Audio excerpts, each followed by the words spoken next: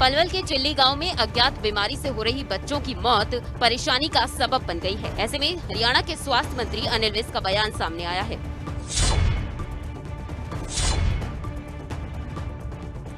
उत्तर प्रदेश के फिरोजाबाद और मथुरा में डेंगू और रहस्यमयी बुखार से कई बच्चों की मौत की खबर अभी लोग भुला नहीं पाए थे कि अब हरियाणा से भी ऐसी ही खबरें सामने आने लगी हैं।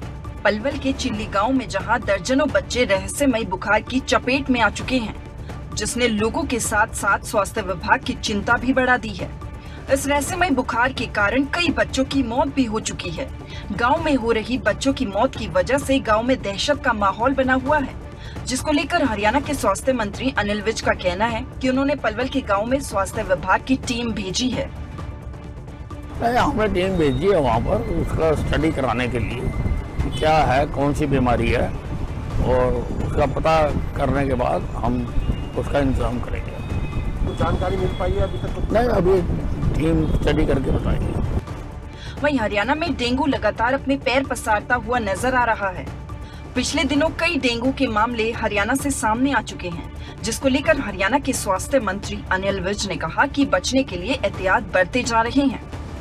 हरियाणा का जो स्वास्थ्य विभाग है पूरी तरह से इसके लिए सतर्क है और सभी एहतियाती कदम उठाए जा रहे हैं। गांव के कई बच्चे इस बीमारी की चपेट में आ गए हैं। बीमारी के मामले लगातार बढ़ते ही जा रहे हैं। वहीं दूसरी तरफ स्वास्थ्य विभाग की बीमारी का पता लगाने में जुट गई है। धर्म नगरी कुरुक्षेत्र 16 महीने के बाद कोरोना मुक्त हो गया है। जिले में अब कोरोना का एक भी केस नहीं है।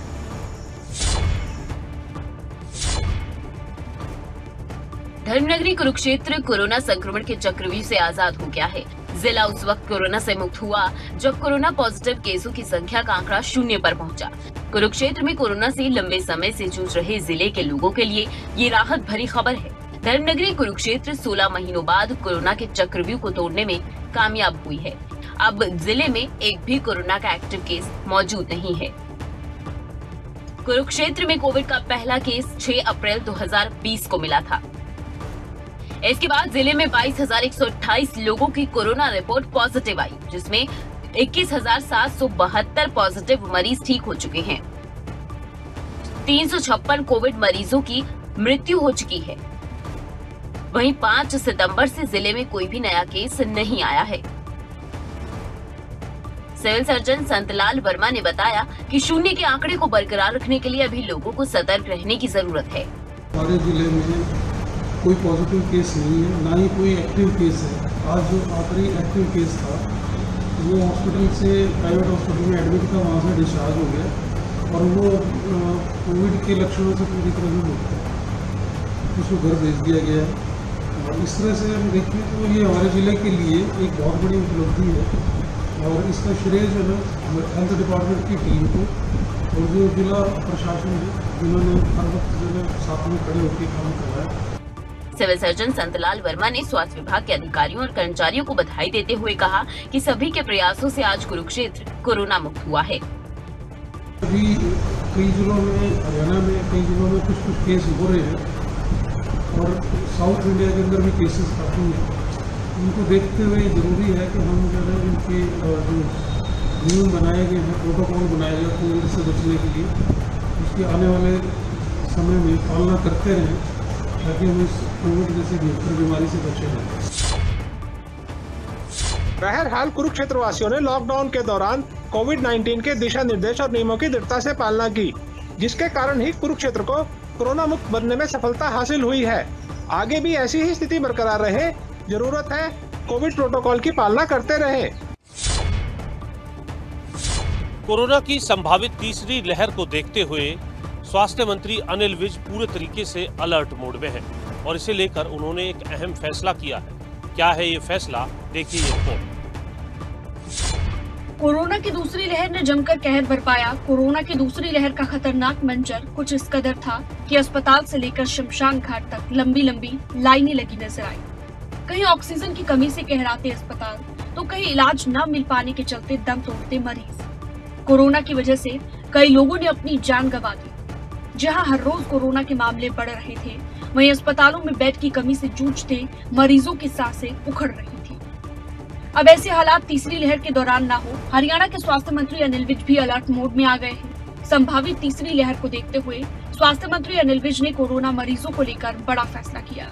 अनिल विज ने कहा, कोविड के हर एक मरीज को अस्पताल में दाखिल किया जाएगा। नहीं, एक्चुअल पोजीशन का सारा बताया जा रहा है और हमने सुप्रीम कोर्ट में भी एफिडेविट दाखिल किया है। माननीय उच्चतम न्यायालय के आदेश भी आए हैं इसके बारे में कि वहाँ पर रास्ता दिलाया जाए। उसके लिए हमने उच्च स्तरीय बैठक रखी है, उसमें फैसला करेंगे कि क्या करना हमको। कोरोना की दूसरी लहर से हम सभी वाकिफ हैं। किस तरीके से कोरोना की दूसरी लहर के अंदर संसाधनों की कमी जो है अस्पतालों में पड़ती नजर आई थी, इस बात से भी सभी अस्पताल और प्रशासन भी पूरे तरीके से वाकिफ है। ये हालात दोबारा ना हो, इसके लिए जरूरी है कोरोना के तमाम प्रोटोकॉल्स का पालन करना। कुरुक्षेत्र के लोकनायक जिला अस्पताल में कई ओपीडी बंद हो सकती है। सरकार ने प्रदेश भर के कंसल्टेंट को 30 सितंबर को सेवानिवृत्त किए जाने को लेकर नोटिफिकेशन जारी किया है। सरकार के नए नियम आम जन के लिए नई मुसीबत खड़ी करने वाले हैं। जी हां, लोकनायक जिला अस्पताल में 30 सितंबर के बाद कई ओपीडी बंद हो सकती हैं। ऐसा सरकार के आदेश अनुसार इसीलिए होगा क्योंकि सरकार ने प्रदेश भर के कंसल्टेंट को 30 सितंबर को सेवानिवृत्त किए जाने को लेकर नोटिफिकेशन जारी किया है। SCS हेल्थ ने जारी पत्र में कहा है, प्रदेश भर में काम कर रहे कंसल्टेंट की 30 सितंबर को सेवा समाप्त समझी जाएगी। इन आदेशों के चलते सबसे ज्यादा परेशानी अल्ट्रासाउंड केंद्र में रहेगी, क्योंकि जिला अस्पताल के एकमात्र रेडियोलॉजिस्ट के सेवानिवृत्त होने के बाद मरीजों को अल्ट्रासाउंड के लिए निजी अस्पतालों में जेब ढीली करनी पड़ेगी। नोटिफिकेशन ये है कि जो कंसल्टेंट्स 58 ईयर से ऊपर हैं, उनको 30 सितंबर को रिलीव कर दिया जाएगा, तो कारोबार कर दिया जाएगा। तो उसमें गाइडलाइन भी है कि 3 जिलों में रखेंगे। जैसे गाइडलाइंस हैं नोटिफिकेशन में 3 जिलों में के लिए अप्लाई चॉइस देनी है, उसके बाद सरकार वेकेंट पोस्ट के हिसाब से लगाएगी। Civil surgeon doctor Santlal Sharma ने बताया कि सरकार के आदेश अनुसार 30 सितंबर को जिले भर में कार्य कर रहे कंसल्टेंट सेवानिवृत्त होंगे। जिले में 10 कंसल्टेंट काम कर रहे हैं। पात्र लोगों को दोबारा अप्लाई करना होगा। हरियाणा सरकार द्वारा एक आदेश पास किए गए हैं जिसमें जो कंसल्टेंट लगाए गए हैं after attaining the age of 58 years, उन लोगों को 30 सितंबर को रिलीव कर दिया जाएगा आदेशानुसार।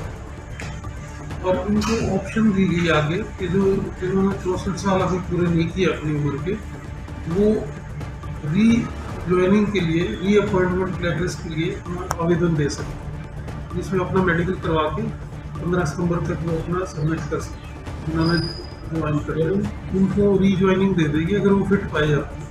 इसके लिए डॉक्टर्स को अपने 3 ऑप्शन देने होंगे और वो नियर बाई डिस्ट्रिक्ट के दे सकते हैं। 3 जगह के देने होंगे, जिसमें जगह खाली होगी वहाँ उनको। हालांकि सिविल सर्जन के मुताबिक मरीजों को परेशान नहीं होने दिया जाएगा। मरीजों की सहूलियत के लिए व्यवस्था बनाई जाएगी। देखना अब यही होगा कि क्या लोगों को सुविधाओं की व्यवस्था की जाएगी या फिर उन्हें समस्याओं से दो चार होना पड़ेगा। पलवल से एक हैरान कर देने वाला मामला सामने आया है, जहां एक बच्चे के मोबाइल फोन हाथ में लेते ही मोबाइल का सारा डाटा उड़ जाता है। देखिए रिपोर्ट। अगर हम ये कहें कि किसी बच्चे के हाथ में मोबाइल फोन लेने पर मोबाइल का डेटा पूरी तरह से उड़ जाता है, तो ये सुनकर आप दंग रह जाएंगे। तस्वीरों में दिख रहे इस मासूम अस्तित्व का ये असल कारनामा है। जी हाँ, चौंकिए मत। ये वाकया 14 साल के इस छात्र के मोबाइल फोन हाथ में लेने पर हो रहा है। मासूम अस्तित्व जैसे ही कोई मोबाइल फोन हाथ में लेता है तो सिर्फ छूने भर से फोन का सारा डेटा गायब हो जाता है। बच्चा है, मेरा बेटा 14 साल है, 9th क्लास में है और पिछले 3 से 4 महीने हो गए हमें इन सब चीज़ों को नोटिस करते हुए। हमने ये देखा है और हमने ये जाना है कि कोई भी फ़ोन, चाहे वो आपका हो, मेरा हो, उसके कांटेक्ट में आते ही या मेरे बेटे की रेंज में आते ही वो फ़ोन फैक्ट्री रीसेट हो जाता है। इट मीन्स उसके अंदर जितना भी डाटा हमारे द्वारा डाला गया है, कॉन्टैक्ट्स हैं, फ़ोटो वीडियोज़ हैं या और भी बहुत सारी चीज़ें, एप्लीकेशंस होती, वो सब ऑटोमेटिकली ख़त्म हो जाता है। ये लगभग मई से शुरू हुआ था। 2 मई से, लेकिन शुरुआती दिनों में इतना ध्यान नहीं दिया गया था। उसके बाद फिर जून गया, जुलाई गया, ये सब चीज़ें चलती रहीं, लेकिन लगभग 15 अगस्त से हमें ये पता चला कि ये प्रॉब्लम हमारे बेटे के द्वारा हो। अस्तित्व के परिजनों को तो डर सताने लगा है कि कहीं इसका असर अस्तित्व के भविष्य पर ना पड़े। उसका अपने घर से निकलना भी दूभर हो जाएगा और आम आदमी भी उसे अपने पास बिठाने से कतराएगा। फिजिकली तो उसके साथ ऐसा कुछ उसने हमारे साथ शेयर नहीं किया। फिजिकली कोई उसको दिक्कत नहीं होती, नॉर्मली अपना खाता है, पीता है, खेलता है, अपना पढ़ता है। इसकी वजह से हमें कोई दिक्कत नहीं हुई। हाँ, फ़ोन रीसेट होने की वजह से हमारी सबसे बड़ी प्रॉब्लम ये हुई कि पिछले 2-2.5 महीने से हमारे बच्चों की पढ़ाई नहीं हो पा रही, क्योंकि सारी क्लासेस ऑनलाइन हो रही हैं। ऑनलाइन क्लासेस की वजह से हमारे व्हाट्सअप रीसेट हो जाता है, ग्रुप से लेफ्ट हो जाते हैं, फ़ोन पूरा रीसेट हो जाता है, हमारे बच्चों की पढ़ाई नहीं हो पा रही। तो वहीं अस्तित्व को भी काफी चिंता सताने लगी है। ना तो कोरोना काल के दौरान अस्तित्व ऑनलाइन क्लास लगा पाया और ना ही वो मोबाइल फोन का इस्तेमाल कर पाया। मेरी पढ़ाई मेरे फ्रेंड्स की वजह से कंप्लीट हुई। उनके घर जाके स्कूल में मैंने होमवर्क कंप्लीट करा, कुछ मैंने ट्यूशन में रिकवर करा। और ये प्रॉब्लम फेस करने की बात है, बहुत प्रॉब्लम फेस करी थी मोबाइल के लिए। हालांकि अस्तित्व के परिवार वाले उसे डॉक्टर के पास भी ले जा चुके हैं, लेकिन डॉक्टर भी इस मामले में कुछ भी बताने में असफल हो रहे हैं। ऐसे में अस्तित्व के लिए भविष्य में ये काफी नुकसानदायक रहने वाला है। हिसार में संभावित तीसरी लहर को देखते हुए जिला प्रशासन अलर्ट मोड में है। प्रशासन की ओर से कई पुख्ता इंतजाम किए गए हैं ताकि लोगों को समय से सुविधाएं मुहैया करवाई जा सकें।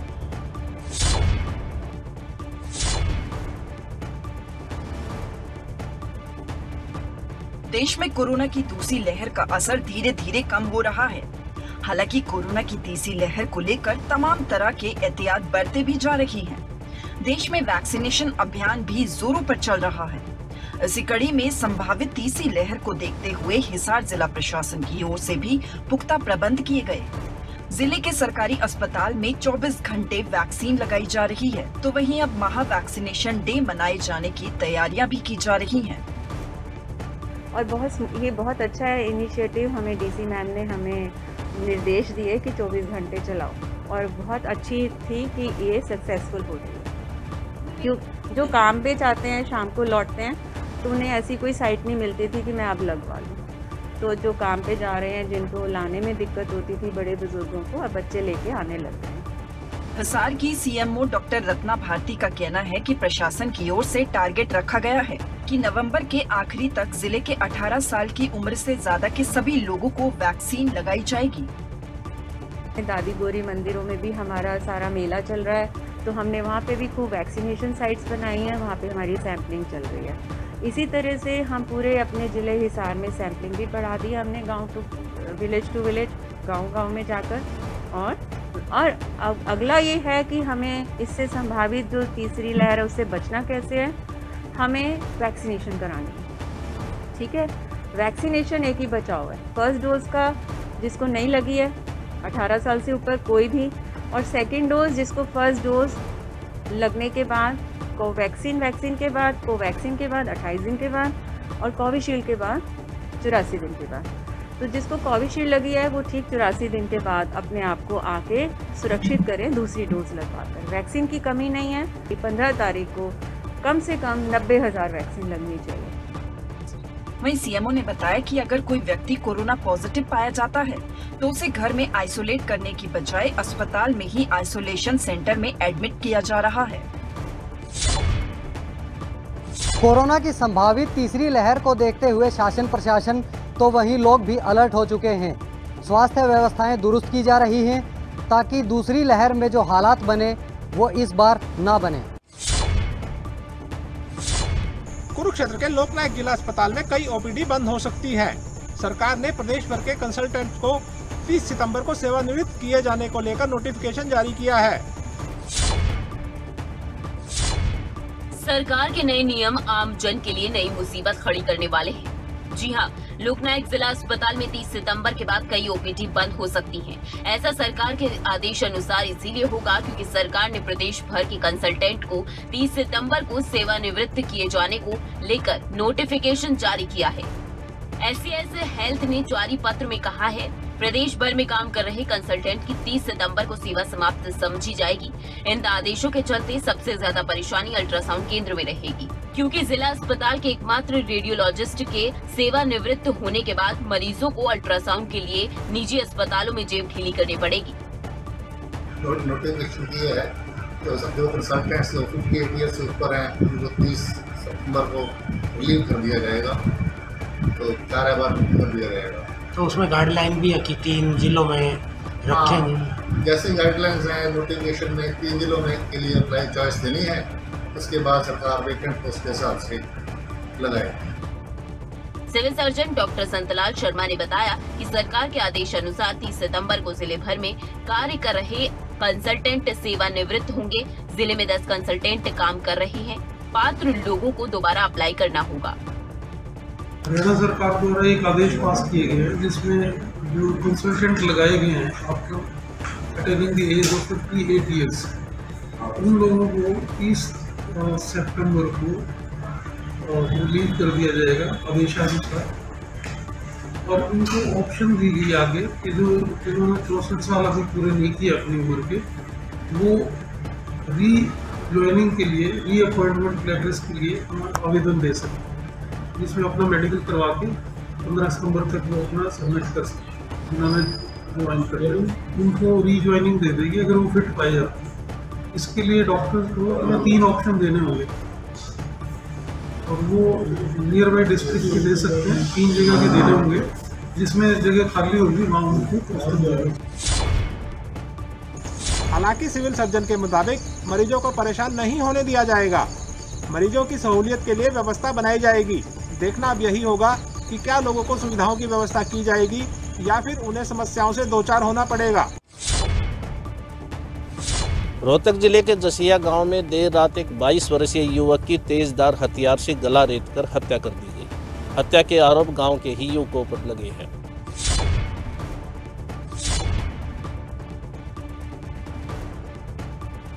रोहतक के जसिया गांव में उस वक्त हड़कंप मच गया जब एक युवक का शव खून से लथपथ कमरे में पड़ा मिला। 22 साल के युवक को तेजधार हथियार से गला रेतकर मौत की घाट उतार दिया गया। दरअसल मृतक युवक ऑटो चलाता था और देर रात तक अपने कुछ साथियों के साथ मौजूद था। घर लौटने पर उसने परिजनों को झगड़े की बात बताई, जिसके बाद सुबह युवक का शव कमरे से बरामद हुआ। परिजनों ने युवक की हत्या का आरोप गाँव के ही कुछ युवकों पर लगाया है।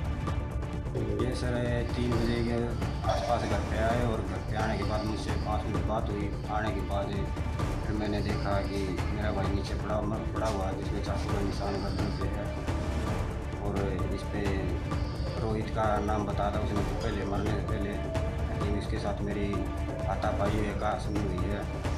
तो मैंने नीचे आके देखा तो नीचे पड़ा हुआ। तो अभी क्या चाहते हैं? अभी मैं कानूनी कार्रवाई चाहता हूँ। वहीं घटना की सूचना मिलने पर सदर थाना पुलिस और FSL की टीम मौके पर पहुंची और जांच पड़ताल की। पुलिस का कहना है कि परिजनों के बयान के आधार पर मामला दर्ज कर लिया गया है और जल्द ही आरोपियों को गिरफ्तार कर लिया जाएगा। आरोपियों के गिरफ्तार होने के बाद ही इस हत्याकांड की असली वजह का पता चल पाएगा। हमारे को सूचना मिली थी कि भाई बलजीत के मकान पर उसके लड़के की डेड बॉडी, ये सूचना पर हम यहाँ आए तो इन्होंने हमारे को शिकायत की। अभी हमारा लड़का वहाँ गया था और रात को कमरे में सोया हुआ था और उसके किसी ने चक्कू मार दिया। उस पर इन्होंने शिकायत दी, उस पर हमने मुकदमा दर्ज कर दिया। पोस्टमार्टम करवा रहे हैं, आगे तफ्तीश जारी और उसी घड़ी प्रयास करेंगे जिन नाम लिए रोहित हो गया। फिलहाल पुलिस ने मामला दर्ज कर लिया है और जांच शुरू कर दी है। अब देखना ये होगा कि पुलिस जांच में क्या कुछ निकलकर सामने आता है। पंचकुला के पिंजौर में प्रॉपर्टी विवाद के चलते चचेरे भाई ने भाई को मारी गोली। व्यक्ति को लगी 2 गोलियां, अस्पताल में किया भर्ती।